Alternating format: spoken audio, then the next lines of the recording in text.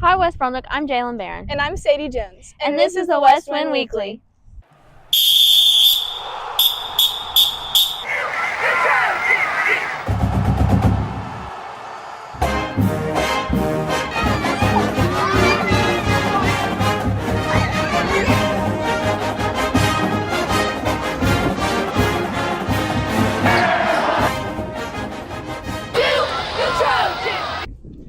This week, we're talking about why Starbucks is so appealing, our star wrestling team, and our sports update. Have you ever been to a wrestling match? No, but I've always wondered what hand-to-hand combat is like. Let's hear from our staff reporter, Layla Thomas. There has been many different opinions on whether wrestling is an individual sport or not. Let's take a closer look into it. It's definitely helped me build a better mindset towards people around me. It's definitely not just a singular sport, it's a team sport. You gotta build each other up. Although wrestling is a physical sport, there's also a tough mental side to it. Cutting and maintaining weight is part of that.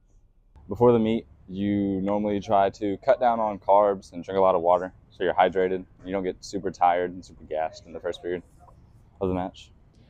I was dehydrated, and if you cut weight for wrestling, you don't really eat, so I was kind of starved for 2 days. I'm Layla Thomas. Now back to the studio.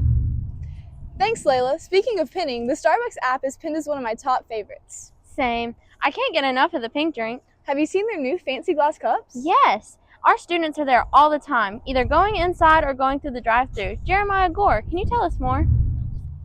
Why is Starbucks so appealing? Well, from the students from West Brunswick, they say that Starbucks is overpriced, and even though it's good, there are better places to get your favorite coffees and teas.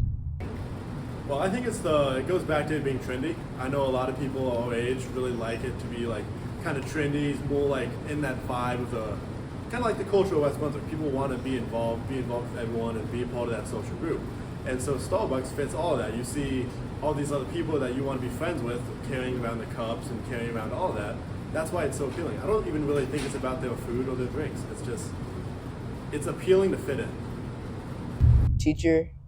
Now lastly, let's hear from a teacher on her point of view about Starbucks and why it's so appealing to her and her students.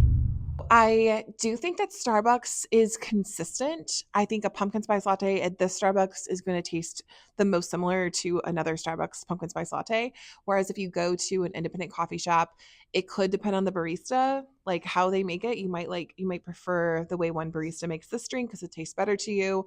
But because Starbucks is a corporation, they have the formulas down, so they taste the same everywhere. You know, if you get this drink at Starbucks, if you like it at one, you're gonna like it at another Starbucks. That's a great question. It's kind of like McDonald's versus Burger Dog or a burger chain. I think that there will always be people who go to Starbucks because of the consistency. Also, the hours. For me, I have to be at work at 7, but I like to be here earlier to start the copier and things. And Jump and Java, which is my favorite coffee shop, they don't open until 6:30. But Starbucks opens at either 5:30 or 6, so I can go there at 6:15, but I can't go to Jump and Java. So I do think that the hours appeal to more people. I prefer Jump and Java because I think the actual coffee is better, and I like the different flavors, and I like the vibe inside. Thanks for listening to Why Starbucks is so appealing. I'm Jeremiah Gore. Now back to the studio.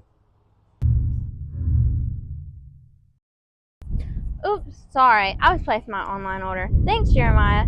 Coffee isn't the only thing giving us energy. The winter sports this season are too. Now let's head over to our sports anchor, Matthew Argo. Now that the longest month of the year is finally over with, our winter sports are coming to an end. While our basketball teams may not be coming out winning conference records, a handful of players have been putting amazing work on the court. Tavion Griffin and Jahira Mastery specifically have been putting out crazy numbers, with Griffin leading the team in points, rebounds, assists, steals, and blocks per game. Speaking of stats, Mastery leads the team in points per game and points this season. It's safe to say she's been a real star player. Wrestlers Isaac Holden and Josh Connick have both made it to regionals this season and hope to come out on top. Speaking of regionals, swimmers Allie Williams placed second in her 50 freestyle and Kaylee Jarvis placed third in her 500 freestyle. They must practice a lot. Speaking of practice, let's hear from swimmer Tucker Hamilton to see how he feels about sharing a practice facility with rival schools. Sharing a facility with North and South helps our relationship with them, I guess. I know a lot of them personally now, so I'm cool with them. When I see them, dap them up. I'm cheering them on their races, they're cheering me on in my races. But we're also talking back and forth, saying who's gonna win. It like builds competition, but also like a relationship with other swimmers, I guess.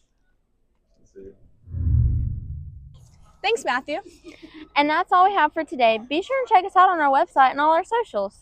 Thank you all for watching, and we'll see you next week. I'm Sadie Jones. And I'm Jalen Barron. And that's the West Wind Weekly.